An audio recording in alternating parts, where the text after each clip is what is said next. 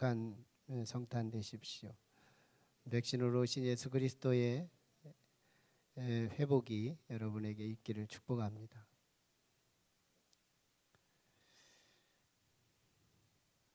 한 대기업의 CEO가 어느 대학교에서 대학생들을 대상으로 강연을 하게 됩니다.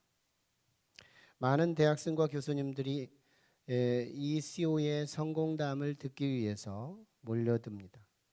그는 등장하자마자 칠판에 숫자로 1000 그리고 우리말로 억 원을 쓰게 돼요. 그리고 나서 이 CEO는 이렇게 말합니다. 저의 자산이 아마 이렇게 1000억은 넘을 것입니다. 사람들은 고개를 제각기 끄덕이면서 그 정도의 부호가 된다는 것을 공감하고 있었어요.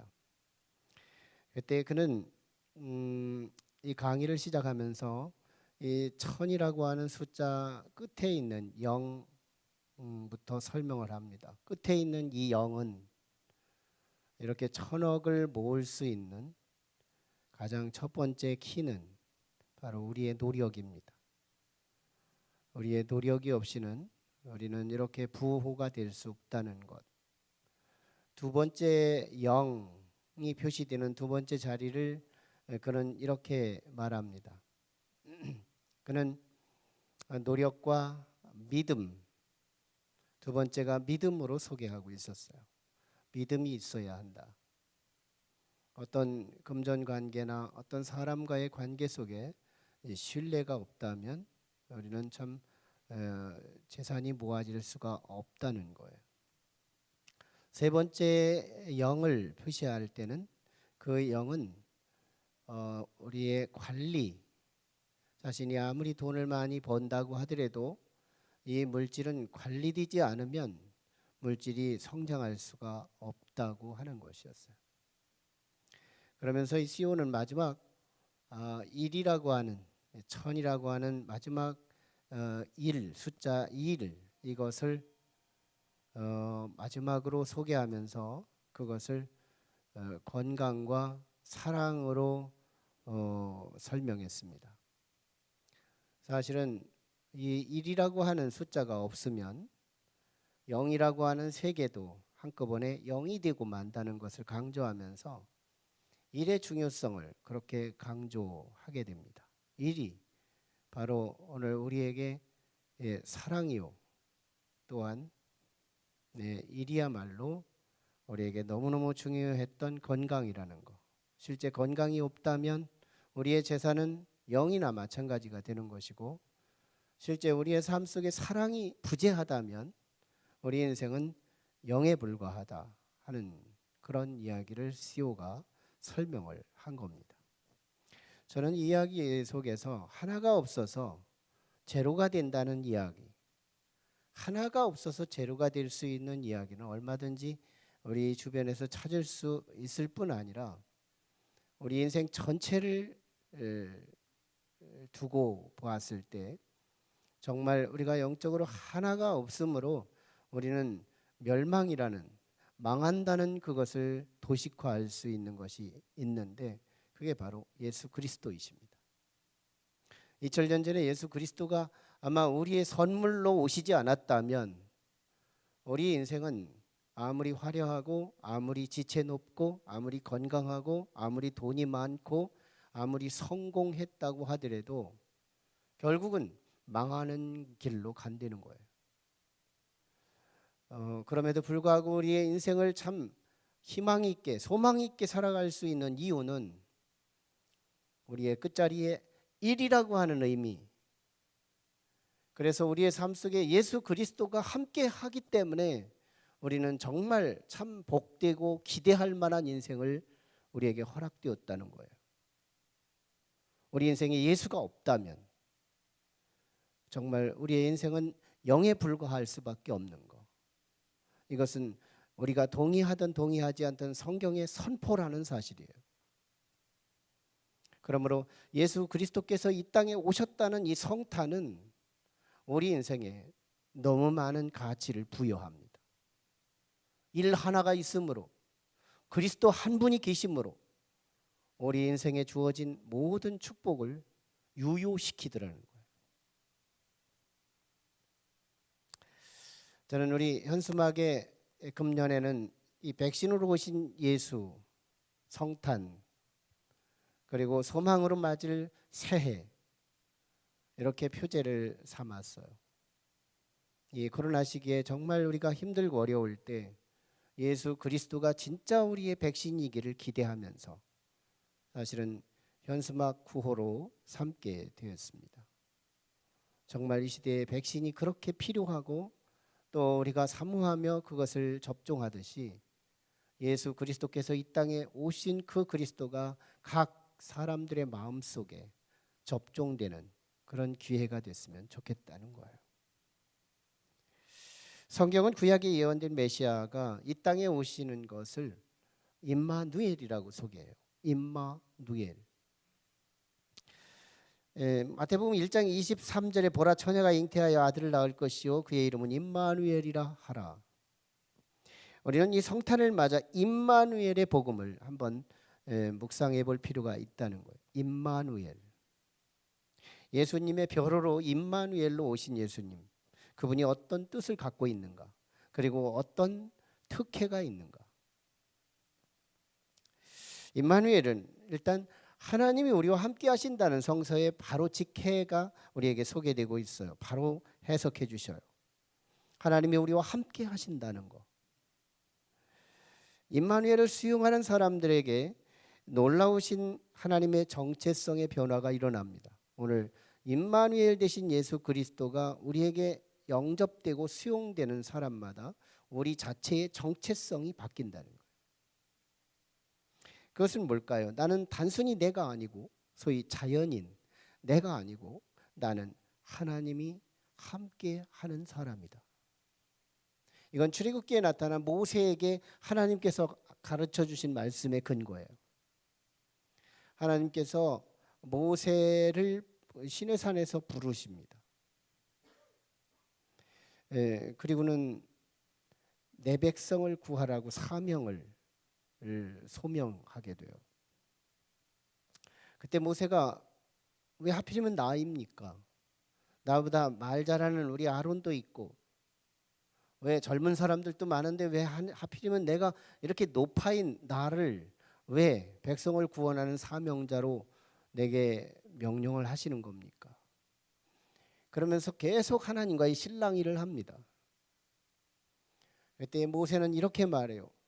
내가 도대체 누구길래 나를 보내시기를 원하는 것입니까?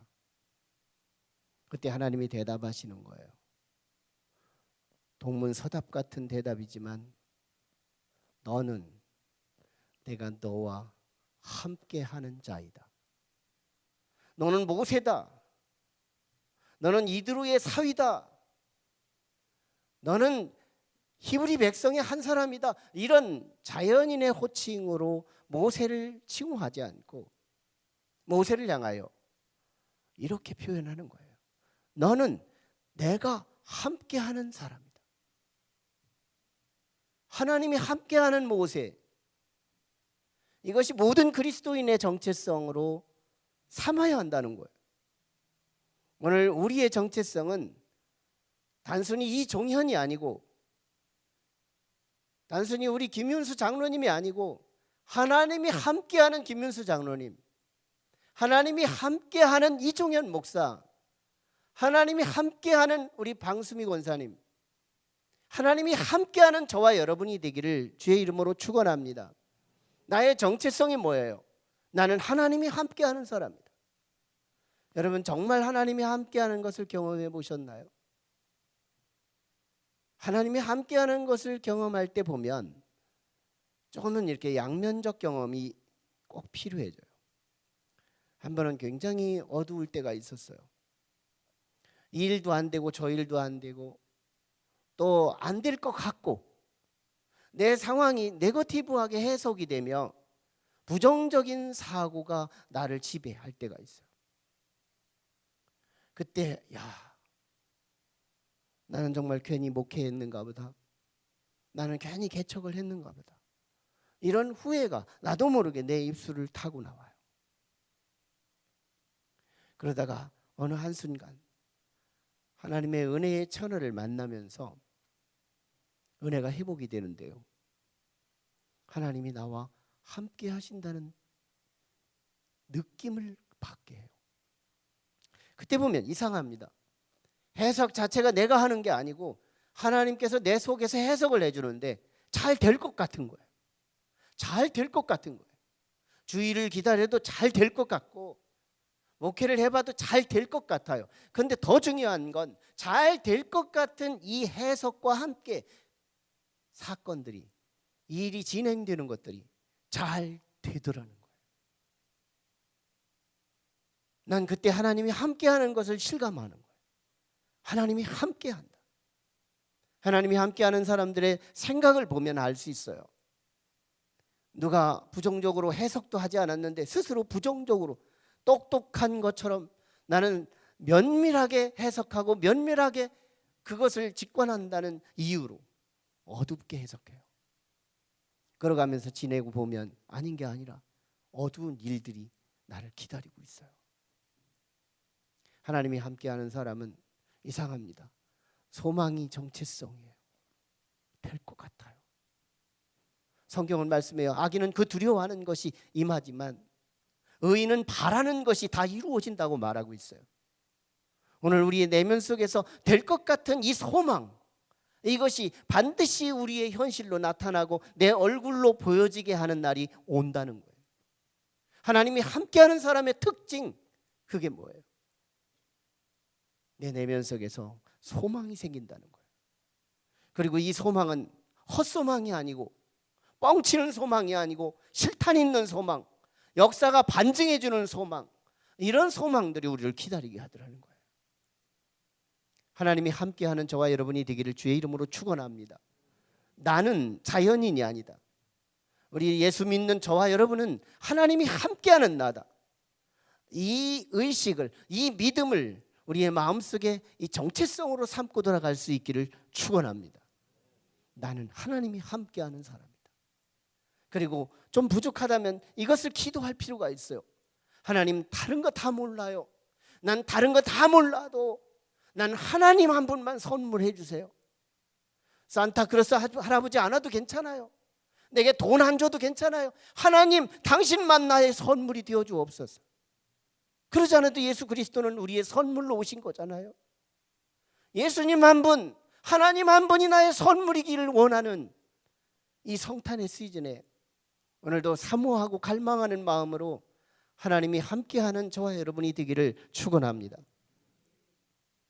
믿음의 조상들은 한결같이 하나님께서 만나주실 때 이렇게 말씀하십니다. 아브라함에게, 아브라함아, 나는 너와 함께하는 여호와이니. 이삭에게도 말씀합니다. 믿음의 조상이었던 이삭에게도, 이삭아, 내가 너와 함께하노라. 야곱에게도 말씀합니다. 야곱아, 내가 너와 함께함이니 두려워 말라. 요셉에게도 말씀합니다. 요셉아, 너와 함께하노라. 그래서 요셉은 인신매매로 팔려가면서도 거기서도 형통했다는 기사를 다루고 있어요. 하나님이 함께하는 사람이 어려운 일이 없다는 말이 아니에요. 어려움이 있지만 이 어려움이 해결될 때 보면 하나님의 현현이 보인다는 거예요.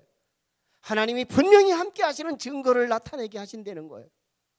그리스도인들에게 어려움은 두렵지 않아요. 나와 함께 하시는 하나님이 선재하기 때문에 나의 어려움을 하나님이 먼저 하시고 그 어려움을 타개하시고 극복해 가시는 과정 속에 하나님의 임마누엘을 실증하게 하시는 그 하나님. 오늘 우리는 그냥 내가 아니라는 거, 나는 하나님이 함께하는 존재라는 거, 이 사실을 성령 안에서 우리의 마음에 영접될 수 있기를 주의 이름으로 축원합니다. 모세에게도 여호수아에게도 다니엘에게도 언제나 내가 너와 함께하노라, 단골 손님 같은 하나님의 소개였어요. 내가 너와 함께함이라. 그렇다면 하물며 우리가 믿음의 후손인 우리들에게 하나님께서 이 음성을 주시지 않을 리 없으며, 하필이면 오늘 이 성탄에 오늘 설교의 말씀 속에 하나님이 우리와 함께한다는 말씀은 오늘 하나님의 음성으로 들어야 할 줄 믿습니다. 하나님은 나와 함께 하세요. 하나님은 여러분과 함께 하세요. 코로나의 현실이 있다 하더라도 언제나 하나님이 임마누엘로 함께 하시는 사람들에게도 어려움이 여전히 있었고, 다윗도 박해가 있었고, 요셉도 인신매매로 팔려가기도 했고, 감옥에 들어가기도 했고, 어려움이 없지 않았습니다. 그러나 그 어려움이 오히려 더 좋은 길로 발전시켜가는 계기요 통로가 되고 있었다는 거예요. 하나님이 함께하는 사람은 어려움은 디딤돌이지 미끄럼돌이 아니라는 거예요. 하나님이 함께하는 사람의 모든 일은 합력하여 선이 되고 구원이 되고 경험이 된다는 사실이에요. 오늘 우리는 하나님이 함께 하시는 임마누엘의 축복의 날인 줄 믿습니다. 그렇다면 하나님이 왜 우리와 함께 하실까요? 두 가지 의미가 있어요. 우리와 함께 하시는 건 우리를 귀찮게 하기 위해서, 우리를 부담 주게 하기 위해서 함께 하시는 하나님이 아니라는 거예요. 하나님은 우리와 함께 하시는 목적이 있어요. 이유가 있어요. 첫째는 우리의 어려움 당하는 자를 찾으신다는 거예요. 어려움 당하는 우리의 인생을 긍휼히 여기기 위해서 어려움 당하는 우리 성도들을, 어려움 당하는 하나님의 백성들을 찾아가시기를 원하신다는 거예요. 예수님은 베들레헴에 오셔서 이 땅에 오셨지만 아무데나 활보하지 않으셨어요. 예루살렘의 화려한 도시에 머물지 않으셨어요. 그분은 비천한 과부들이 있고 고아들이 있고 환우들이 많은 갈릴리로 가십니다. 거기서도 그냥 정박되지 않으세요. 우리 예수님은 그 중에서도 소경을 찾아가고 안진뱅이를 찾아가고 38년 된 환우를 찾아가고 죽은 나사로를 찾아가고 어려움을 당하는 이웃들을 향하여 찾아가시는 예수 그리스도를 봅니다. 이 땅에 오셔서 배부르다고 하는 사람, 똑똑하다고 하는 사람, 그저 주님 없어도 살만하다고 하는 사람들을 뒤로 하시고, 나는 다른 것 가지고 있지 않지만 예수님 한 분이 필요하다고 삭개오 같이 사모하는 사람들만 예수님은 찾아가십니다. 고난당하는 우리들을 그냥 눈여겨볼 수 없기에 우리 주님은 고난당하는 우리와 함께 고난을 당하며 그 고난을 극복시키기 위해 우리 주님은 나와 함께 하기를 원한다는 거예요. 우리 주님이 우리와 임마누엘 하시고 우리와 함께 하시기 위한 두 번째 목적은 가장 중요한 요소예요. 우리 인생 중에서 모든 것을 잃어버리면 복원시킬 수 있는 능력을 다 갖고 있어요. 몸이 조금 상처기가 있어도 시간만 기다리면 복원돼요. 아픈 것이 있어도 의사를 찾아가면 회복돼요.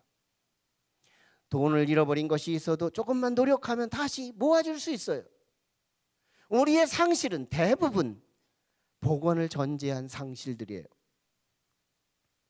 그런데 인생 중에 유일하게 한 가지는 상실과 함께 복원할 수 없는 요소가 있으니 그게 바로 죄악입니다.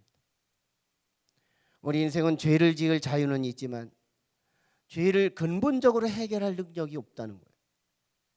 사람과 사람 사이에 죄를 지었다고 한들 그것이 사람의 죄만으로 끝나는 것이 아니라 위에 계신 하나님과의 관계 속에서 죄가 성립되는 것이기 때문에 우리는 죄를 지을 한계는 있지만 죄를 해결할, 극복할 능력이 없다는 거예요. 예수님은 이 문제를 해결하기 위해 이 땅에 오셨고 믿는 자를 향하여 그들의 고난에 참여하여 그 죄 문제를 해결하기 위해 우리와 함께 하신다는 거예요. 저는 예수 그리스도를 백신으로 소개하는 이유가 있어요. 백신에 대한 여러 저서들을 읽어봤어요. 이 백신은 참 특징이 생백신과 사백신으로 나누어지더라고요. 생백신인 경우는 독성 물질을 아주 미량으로 우리에게 투입시켜서 우리 속 안에서 그것을 적응하게 함으로 면역세포를 일으키고 그리고 기억세포, 독성 물질에 대해 적응할 수 있는 기억세포를 활성화시켜서 이것이 면역되게 하는, 그것이 우리의 백신의 원리더라고요. 사백신인 경우는 이미 바이러스를, 죽은 바이러스들을 소량으로 우리 몸에 투입을 시킵니다. 그래서 항원이라는 것을 투입을 시켜서 우리 안에서 항체 반응을 일으켜 가지고 우리의 모든 잘못된 이 정보, 잘못된 이 사백신, 이 바이러스, 죽은 바이러스들이 우리 몸에 들어왔을 때 이것을 우리 몸 안에서 이미 처리한 기억을 통해서 다음에 진짜 바이러스가 들어왔을 때 과거의 것을 기억하면서 이제 앞으로 다가올 바이러스를 잡아먹는, 이것이 백신의 원리더라고요. 그러고 보면 출애굽기에 나타난 유월절의 의식과 너무 흡사해요. 하나님께서 말씀하십니다. 이스라엘 백성을 향해 이렇게 약속해요. 너희는 각 가정마다 문에 설 주마다 어린 양을 잡아서 피를 거기에 묻히면 내가 그것을 기억하고, 하나님이 그걸 기억하고 사망의 재앙을 패스하게 하리라. 이게 유월절이었어요. 그런데 그 피가 뭐냐? 이것이 하나님이 기억시키게 할 수 있는 백신의 보혈이었다는 거예요. 그러므로 예수 그리스도가 이 땅에 오신 목적은 우리를 피를 흘려주시기 위해 오신 거예요. 이 피가 영적인 백신이었던 거예요. 하나님의 약속을 기억나게 해서 재앙이 우리에게 임하지 못하도록 패스하게 하시는 그런 원리가 예수 그리스도의 보혈에 있는 거예요.